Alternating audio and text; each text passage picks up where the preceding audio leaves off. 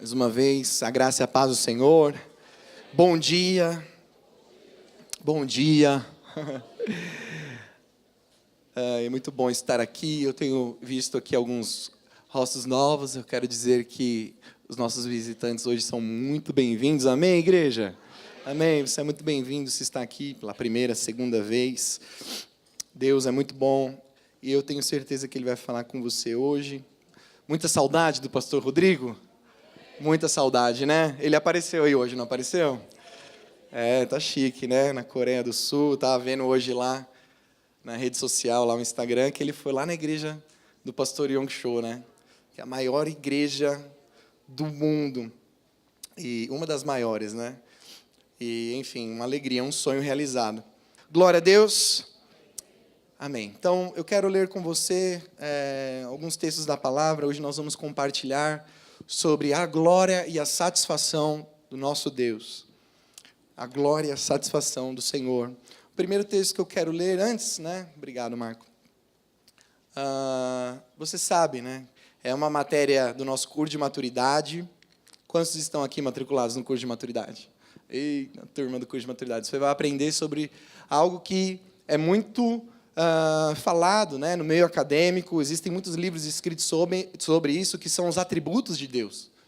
Então, a sua glória, a sua majestade, a sua soberania, a sua santidade, o seu poder criativo. Tem coisas que Deus compartilhou conosco, e tem coisas que Deus não compartilhou conosco, e uma delas é essa glória. Então, eu quero ler com você Salmo 104, 31. Primeiro, nós vamos ler 3 textos. Vamos ler juntos esse texto esses 3 próximos textos? Vamos lá, 1, 2, 3. A glória do Senhor exulte ao Senhor por suas obras. Próximo, Salmo 115, 3.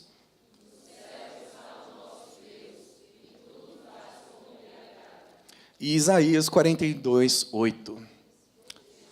Não, 42, 8. Perdão, só se eu coloquei errado.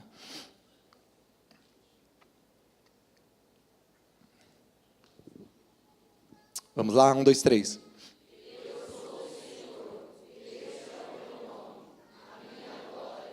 Pois não darei a outrem, nem a minha honra, às imagens de escultura. Então, baseado nesses 3 textos, eu quero começar com uma afirmação. O principal propósito de Deus é glorificar e ter prazer em si mesmo. Mais uma vez, porque isso vai ser o tema de toda a nossa palavra. O principal propósito de Deus é glorificar e ter prazer em si mesmo. Isso pode parecer um pouco estranho, porque nós estamos acostumados a pensar em nossos desejos, em nossas intenções, né, como seres humanos, e não nos desejos de Deus. O que se passa no coração de Deus? O que faz Ele feliz? O que satisfaz o nosso Deus? Mas achamos que o propósito primário de Deus é a salvação da humanidade, a redenção do mundo ou restaurar todas as coisas. Isso é verdade. Mas a intenção salvífica, a intenção de restaurar a humanidade e de restaurar, na verdade, toda a criação, redimir o mundo e toda a criação, elas não são últimas, elas são penúltimas. Elas vêm um pouco depois daquilo que é o principal. Todas essas coisas que Deus efetua, a salvação, a criação, a redenção, tem como por objetivo algo maior, algo superior. Isso é a alegria que Ele tem de glorificar a si mesmo. O alicerce, então, de todo prazer e toda satisfação cristã, não está na lealdade de Deus a nós, então, amados, mas está na lealdade de Deus a si mesmo. Isso contemplando todos esses textos que lemos. Se Deus, eu queria que você entendesse nesses poucos minutos que nós vamos estar aqui, eu queria que você prestasse muita atenção, porque nós vamos chegar ao final onde aplicaremos isso à nossa vida. Se Deus não se dedicasse infinitamente à preservação e à manifestação do deleite da sua glória, se Ele não dedicasse toda a sua força e poder e autoridade e domínio para a sua própria glória, nós não poderíamos ter esperança em encontrar felicidade nele. Mas se ele realmente usa todo o seu poder, soberania, autoridade, domínio, sabedoria infinita para maximizar a sua própria glória, então nós temos um fundamento ao qual podemos basear a nossa fé, a nossa alegria e nosso prazer cristão. Para isso eu quero caminhar com você por um texto muito conhecido. Todo crente conhece esse texto, que é Gênesis capítulo 1. Não precisa projetar, você sabe o que está escrito ali. No princípio criou Deus os céus e a terra. E o escritor, ele vai organizando como que um poema toda a criação de Deus, dia após dia, do primeiro ao sexto dia. Ele diz, então criou Deus os céus e a terra, e fez separação da terra seca para as águas, são os continentes. E aí ele termina dizendo, esse foi o primeiro dia, e viu Deus que era bom. Certo? Depois Deus cria as feras do campo, Deus cria os peixes no mar, Deus cria as aves dos céus, e ele termina dizendo, e viu Deus que era bom. Para quem Deus estava glorificando e dizendo que aquilo era bom? O homem não havia sido criado, mas na eternidade, ele dizia, isso é bom, fui eu que criei, isso aqui é excelente. A outra tradução para bom aqui é amável, excelente. E aí as coisas vão acontecendo, e criou Deus os montes, os vales, os lírios do campo, enfim, toda a descrição que é dita ali em Gênesis capítulo 1, e o final do dia, ele contempla a si mesmo dizendo, e viu Deus que aquilo era excelente, era bom. Mas ao sexto dia algo acontece, fenomenal. Deus atinge o clímax, o pico da criação. Ele, como ser elevado sobre todas as coisas, tendo o seu domínio sobre tudo, faz a sua obra mais excelente, a criação mais excelente, que é o ser humano. Ele cria o ser humano e diz, ali, perante a Trindade, né? O Pai, o Filho e o Espírito Santo, façamos o homem a nossa imagem e semelhança. Isso nos leva a entender o que, amados? Primeiro, o ser humano foi criado como última das obras de Deus, portanto, a mais importante. Você e eu somos o ser mais importante de toda a criação. Amém? Em segundo lugar, apenas com relação ao ser humano foi dito que se fez a imagem de Deus. Deus não foi feito a imagem, a criação mais excelente não foi feita a imagem de uma vaca, de um boi, de um macaco, de outro tipo de ser, mas apenas ao ser humano foi dado a imagem e semelhança de Deus. Em terceiro lugar, somente quando o ser humano está em cena, e somente quando ele entra em cena, Deus diz, isso daqui, ele já havia dito o quê? Era bom, mas Deus diz o quê? Isso aqui é muito bom. Ele criou você, quando ele olhou para você, ele falou, isso daqui é muito bom, é excelente, é magnífico, é estupendo, você é a melhor da criação, você é o melhor da criação de Deus. Dá para olhar aí para a pessoa que está do seu lado e ver isso? Você consegue analisar isso? E nós, seres humanos, né, corrompidos, fazemos tantas coisas um contra os outros,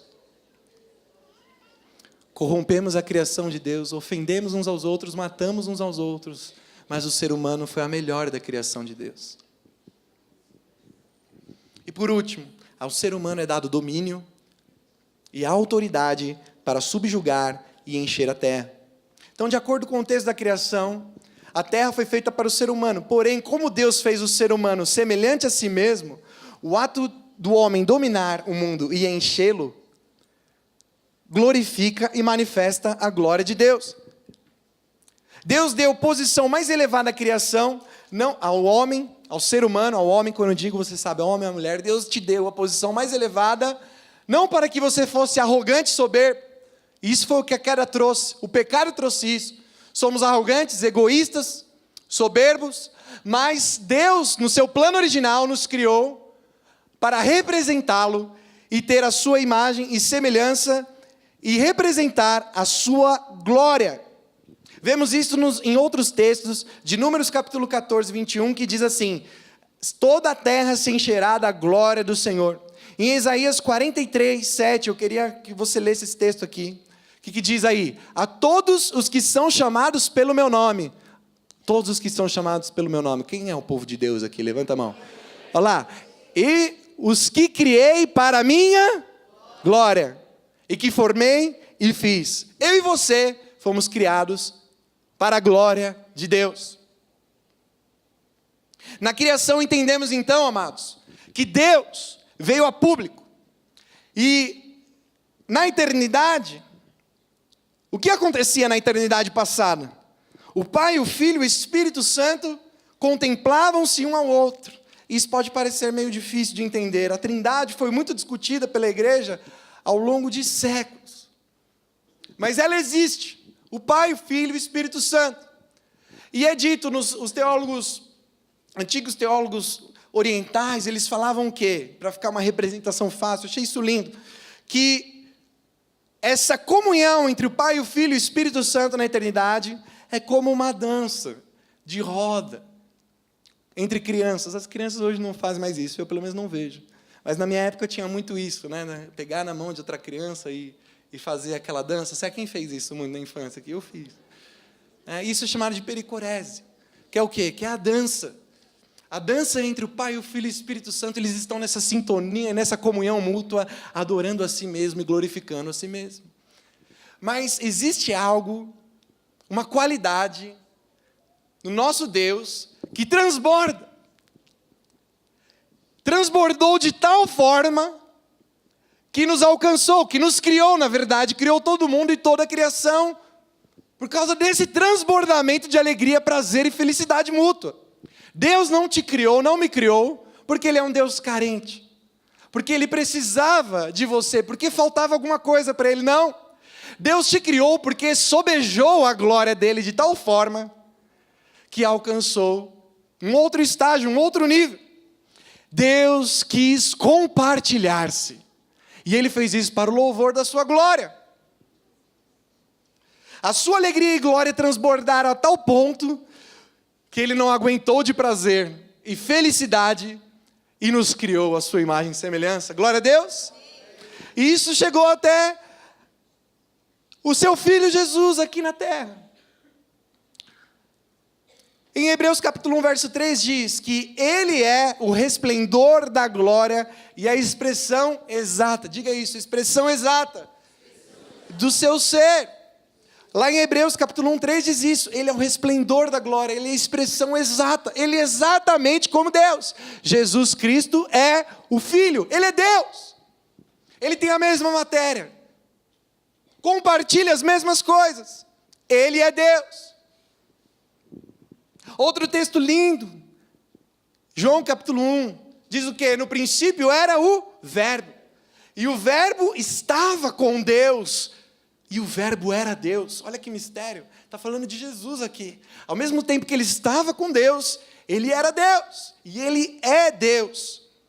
Em Colossenses 2,9 diz, nele habita corporalmente toda a plenitude da divindade. Quando o Pai contemplou o Filho, amados, desde a eternidade, Ele estava contemplando a representação exata de si mesmo. Em 2 Coríntios capítulo 4 fala do quê? Da glória de Cristo, a qual é a imagem de Deus. E quando Cristo veio ao mundo, Ele se fez carne. Em João capítulo 1 nós entendemos isso. E João vai explicar no seu evangelho essa coisa linda de o Filho de Deus se tornou homem como nós, sujeito às mesmas coisas, ao frio, à nudez, ao perigo. Jesus passa por um momento da sua vida, até os seus 30 anos, junto com os seus pais, e aos 30 anos começa o seu ministério. E como começa o seu ministério? Ele vai até as aulas de batismo de João Batista, no deserto. Ele se retira para ser batizado. E quando ele é batizado por João Batista, o que acontece? Os céus se abrem, e aí uma voz fala, de maneira audível, eis aqui o meu filho amado, em quem me comprazo. O que é esse comprazo? Em quem tenho toda a minha alegria. Eis aqui o meu filho amado, Deus dizendo, em que eu tenho toda a minha satisfação, em que eu tenho todo o meu prazer, toda a minha alegria. Eu tenho Sabe, toda a minha felicidade e prazer está nesse ser. Eis aí o meu filho amado. Ao contemplar a imagem da sua própria glória, na pessoa do seu filho, o Pai é infinitamente feliz. E o profeta Isaías profetizou sobre esse momento. Praticamente Deus falando na boca do profeta. Praticamente não, era Deus. E ele diz lá em Isaías 42, eis aqui o meu servo, a quem sustenho, o meu escolhido, em quem a minha alma se compraz. Deus se alegra do seu Filho Jesus durante toda a eternidade, porque quando ele olha para Cristo, ele vê a sua própria glória resplandecida. Amém? Deus tem eterna felicidade na comunhão com seu Filho. Mas algo aconteceu, você sabe o quê? Jesus veio como Filho de Deus. Passados 3 anos e meio do seu ministério, a Bíblia diz que ele se entregou para ser morto. Ele precisava ser morto para que nós pudéssemos ter contato e comunhão novamente com Deus. Mas o texto que eu quero ler com vocês agora, e eu quero analisar esse texto com 2 lentes. Se você usa óculos aqui, você sabe que existe uma lente que faz você enxergar melhor de longe, certo? E outra que faz você enxergar melhor de perto. Eu quero analisar esses textos com você nessa lente. O primeiro texto é de Isaías 53, 4. O Arthur vai projetar para nós. Ele diz aí, certamente Ele tomou sobre si as nossas enfermidades e as nossas dores levou sobre si. Nós o reputávamos por aflito, ferido de Deus e oprimido. Na NVI diz, nós o consideramos castigado por Deus atingido e afligido. E nessa lente mais estreita, em Ezequiel diz que Deus não tem o prazer na morte de ninguém. Ezequiel capítulo 18, 32. Deus não tem o prazer na morte, na injustiça. Deus não tem o prazer na morte de inocentes. Deus não teve o prazer, então, na morte do seu filho, observando por essa lente mais estreita. Mas em Isaías 53, 10, o texto continua dizendo o quê? Todavia, uma objeção. Deus não tem prazer no sofrimento. Todavia, o que diz aí? Ao Senhor, vamos ler. Ao Senhor,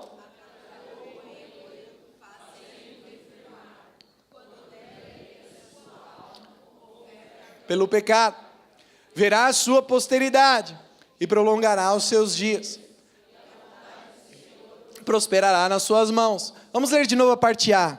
Todavia, ao Senhor agradou moê-lo, fazendo enfermar. E isso é uma loucura.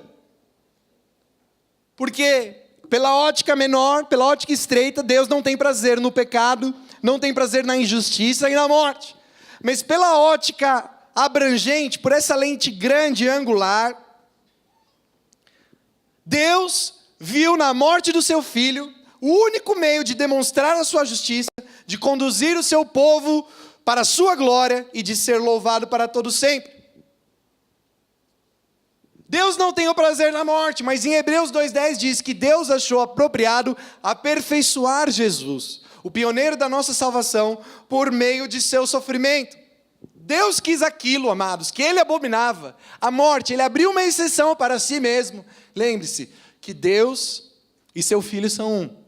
Deus abre uma exceção para si mesmo, para sofrer, morrer como um maldito na cruz, mesmo sendo inocente.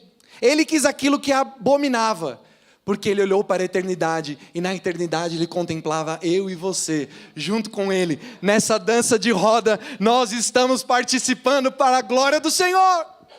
Ele nos chamou para a sua comunhão, para isso Ele teve que abrir mão.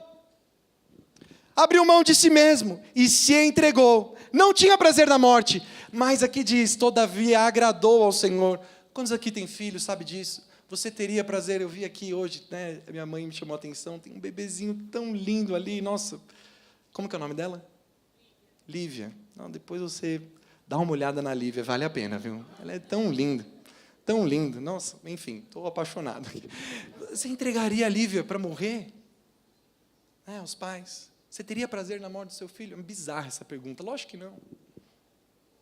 Mas Deus diz que agradou a Ele entregar o seu único filho. Por quê? Porque Ele olhava para a eternidade. E na eternidade ele contemplava a reunião dos santos, contemplava ele sendo glorificado por todos nós, eternamente glorificado. Ele quis nos ajuntar nessa dança maravilhosa, nessa comunhão com a Trindade. E será que Deus é o quê? Ele é vaidoso ou ele é amoroso ao ordenar o nosso louvor? A Bíblia está repleta de ordens para que se louve a Deus. E ela ordena o louvor, porque esse é o principal objetivo de tudo que ele faz. Em Tessalonicenses, 2 Tessalonicenses 1:10, olha o que Paulo escreve, está aí. Quando vier para ser glorificado nos seus santos, e ser admirado por todos os que creram. Olha lá, de novo. Quando vier para ser glorificado nos seus santos, e ser admirado em todos os que creram. Eu e você fomos criados para o louvor de Deus e a sua glória. 3 vezes em Efésios 1, esse grande objetivo é anunciado. Diz aqui, em amor nos predestinou para Ele, para a adoção de filhos. Em outro trecho, do 4-6 diz, para louvor da glória da sua graça. O 11:12 diz, predestinados a fim de sermos para louvor de sua glória. E por último, falando sobre o Espírito Santo, dizendo que o Espírito Santo é o penhor da nossa esperança até o resgate da sua propriedade, em louvor da sua glória. Todas as diferentes maneiras, amados, que Deus escolheu de manifestar a sua glória na criação e redenção, atingem o seu ponto máximo, atingem o seu clímax, atingem o pico maior no louvor na reunião dos santos. O louvor dos santos é o louvor favorito de Deus. Seres imperfeitos como nós, frágeis. Quando louvamos a Deus, manifestamos a sua glória, retornamos a glória para Ele. Deus se agrada disso. Jesus disse, a verdadeira adoração é a que agrada o meu Pai, porque Deus procura verdadeiros adoradores. É o louvor. Deus governa o mundo com glória exatamente para que possa ser admirado, exaltado, aplaudido e louvado. Ele que tem a alegria completa no louvor dos santos. Pode parecer então que Deus é o quê? É um ser que nós não gostaríamos de ter por perto. Convenhamos, ninguém aqui gosta de alguém que louva a si mesmo, glorifica a si mesmo, que diz, olha como eu sou bom. Olha como eu faço isso daqui. Eu não gosto desse tipo de pessoa, eu creio que você também não. É difícil se relacionar com alguém assim. Ou então parece que vai contra a palavra de Deus, né? Porque lá em Coríntios diz que o amor verdadeiro não busca os próprios interesses. Não é verdade? A resposta para isso, amado, é que o Criador não compartilha tudo com a criação. Nós fomos feitos à sua imagem e semelhança. Nós somos semelhantes. Semelhança. O Criador tem coisas que Ele não compartilha com a sua criação. E eu quero que você preste atenção agora, porque essa aqui é a explicação disso que eu estou falando, dessa pergunta. Seria Deus amoroso? Ou carente? Ou vaidoso? A resposta é que se Deus buscasse outra coisa, a não ser a sua própria glória, Ele estaria buscando outra coisa, sim ou não? Pense comigo. Se Deus buscasse outra coisa, a não ser a si mesmo, significa que Ele tem como propósito outra coisa. E se Deus não busca a si mesmo como fonte de alegria e prazer infinito, de glória, honra e poder, significa que Ele dá a sua atenção para outra coisa. Isso faria do nosso Deus idólatra. Ele estaria negando o seu próprio valor infinito, Ele estaria negando a si mesmo, estaria negando a sua própria glória e felicidade. E nós estaríamos sem chão. Porque se Deus foca em outra coisa, o que nós temos que focar? Se o nosso Deus louva outra coisa, o que então deveríamos louvar? Você entendeu o que eu estou querendo dizer aqui? Amém? Isso é muito importante. Deus criou todas as coisas para o louvor de sua glória. Deus não nega o seu valor infinito. Deus não nega o seu poder, autoridade, glória, honra e poder. Ele criou todas as coisas para compartilharem dessa glória. E olha só, quando eu e você damos a glória a Ele e contemplamos Ele para o seu louvor, somos completamente felizes. Tudo se esvai. Quando estamos na presença do Senhor e realmente nos entregamos em louvor e damos a Ele a glória, na nossa mente nada mais passa. Somente Ele. Deus é único, todo glorioso e autossuficiente. Ele precisa existir para si mesmo, para que possa existir para nós. Nós fomos criados para o louvor da sua glória. Diga isso, eu fui criado para o louvor da sua glória.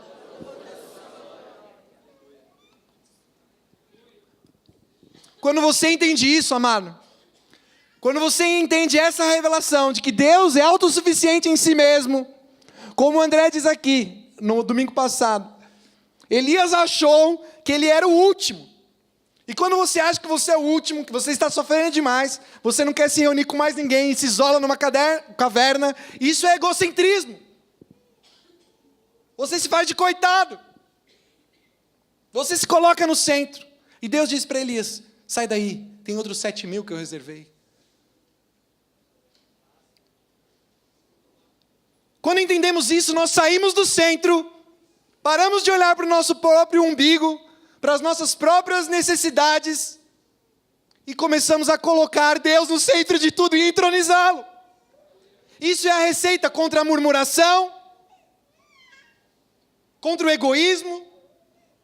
O medo se esvai, porque colocamos Ele no centro. Deus assentado no trono da nossa vida, e não nós mesmos. Em Romanos 8,18, Paulo compartilha isso. Paulo diz que existe uma glória. Sabe, esse é um dos meus textos favoritos. Você pode projetar aí. Acho que eu não tinha colocado. Sabe, no sofrimento que você está passando, na angústia, na doença, na enfermidade, no desemprego, na falta de dinheiro, nós somos tentados pelo nosso adversário. Olhe para si. Veja como você é miserável. Onde está o seu Deus? E Paulo compartilha conosco. Estou bem certo de que as aflições desse tempo presente, dessa vida natural, dessa circunstância toda, não se podem comparar com a glória que há de ser revelada em nós. É a glória, amado. Tudo é para a glória de Deus. A glória satisfaz. A glória esvazia, sabe, a nós mesmos e nos enche da presença de Deus. É a glória compartilhada com Deus. Quem nunca sentiu a glória, não sabe o que é. Não sabe o que é isso. Essa satisfação plena de não ligar para mais nada e pensar só nele. Oh Deus. Aleluia. Hoje eu quero mais da glória de Deus. E o prazer,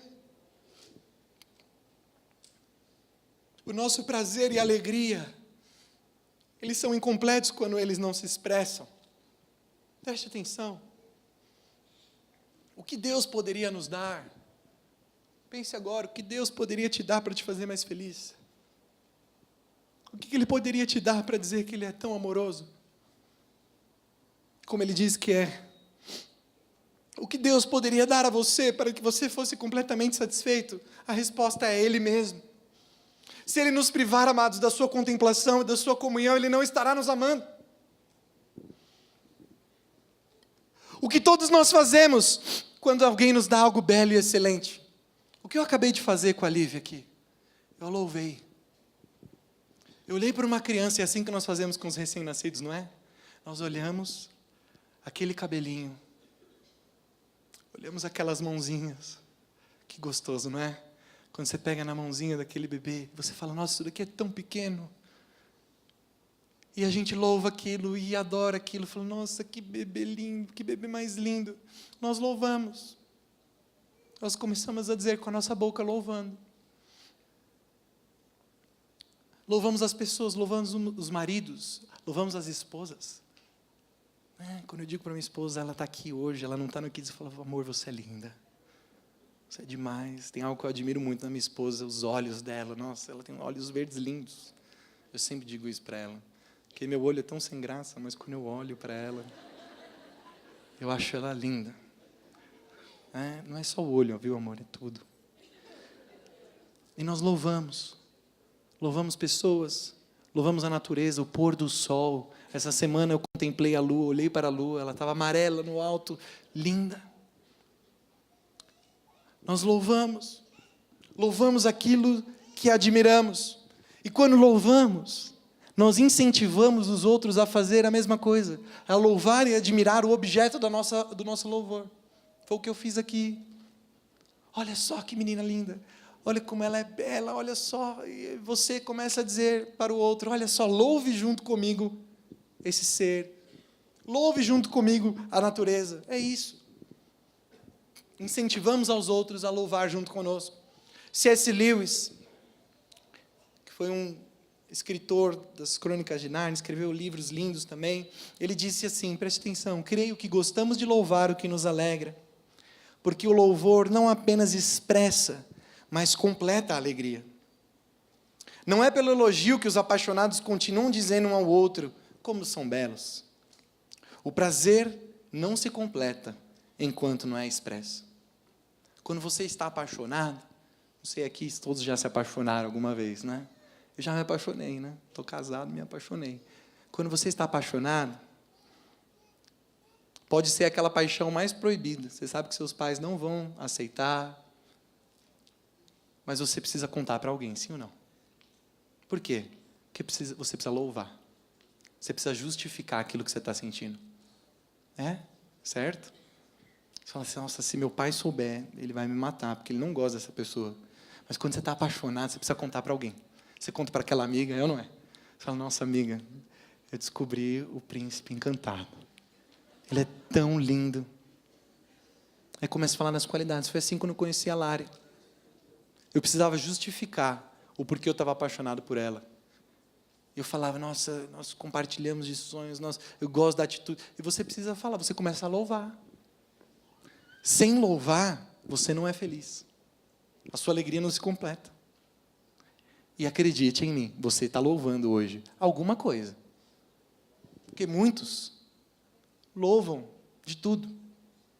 Fomos criados para louvar, mas temos louvado a criação e não o Criador. Temos louvado as mídias, os prazeres, as celebridades, os filmes, as séries, o dinheiro, as oportunidades de trabalho, as pessoas bem-sucedidas. Temos louvado ideais políticos. Nunca isso aconteceu tão forte como tem acontecido no nosso país. Louvamos os jogadores de futebol, os times de futebol. Nós louvamos. Você fala daquilo que o seu coração está cheio, está explodindo. O que mais sai da sua boca? É aquilo que você ama. Louvamos a nós mesmos. Infelizmente, você pode estar aqui nesse período, qual chamamos período de louvor, tão lindo. Com seus olhos fechados, suas mãos estendidas aos céus, lágrimas podem estar correndo pelo seu rosto, mas ainda assim você não consegue pensar, mentalizar na glória, no trono, na autoridade, no domínio, no poder do nosso Deus Todo-Poderoso. E está pensando em si mesmo, nas suas necessidades, no quanto você ainda não tem, o quanto você ainda não é, e deixa de dar honra e glória para aquele que é digno. O seu louvor não é aceito.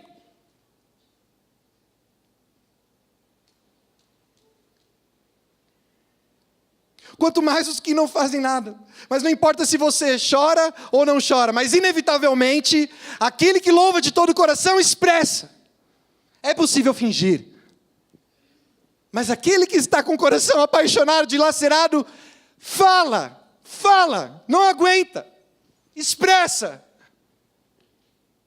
Mas com o alvo certo, a glória, a autoridade, a santidade, a beleza, a sua majestade, porque é isso que nós contemplaremos na eternidade. Não haverá outra coisa. Deus nos ama tanto, amado. Deus nos ama tanto.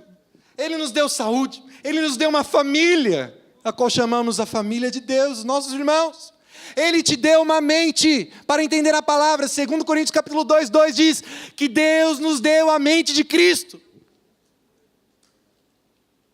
para o louvor da sua glória. Ele nos deu Jesus, o seu Filho. Ele nos deu o Espírito Santo, que é o Consolador.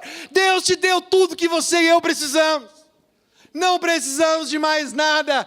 Tudo é para o louvor da sua glória. Em Isaías 42:8, quero ler com você de novo. Eu sou o Senhor, este é meu nome. Deus falando, sabe, de forma forte, decisiva, dando um ponto final para o seu povo. A minha glória, pois, não darei a outrem. Ele é Deus. Lembre-se disso. A descrição de toda a eternidade.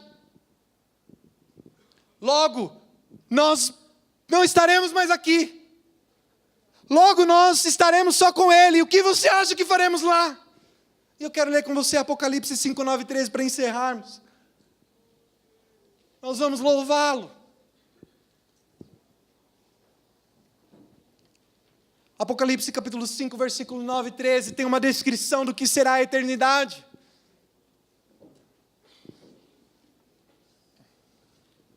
Diz assim: e entoavam um novo cântico. Vamos ler juntos, 1, 2, 3. E entoavam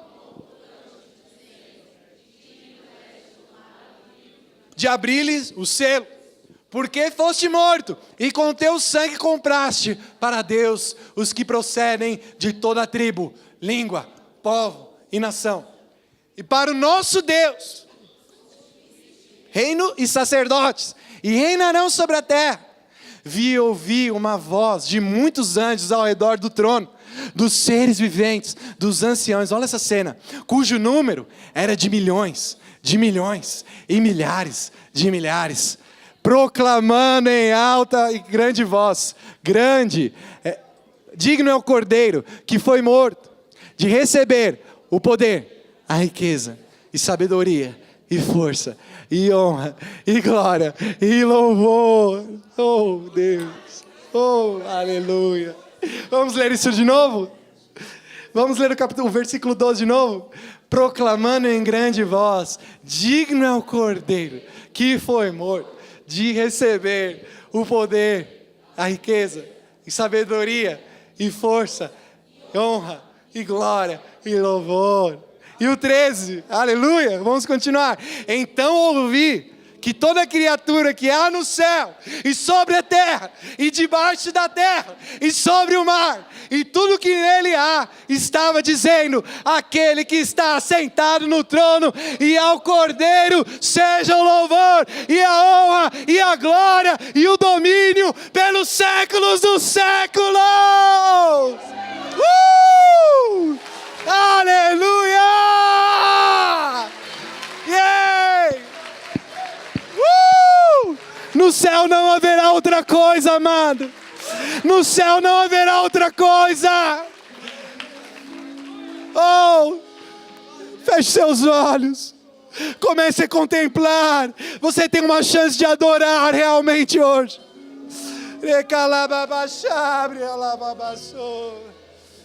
Oh.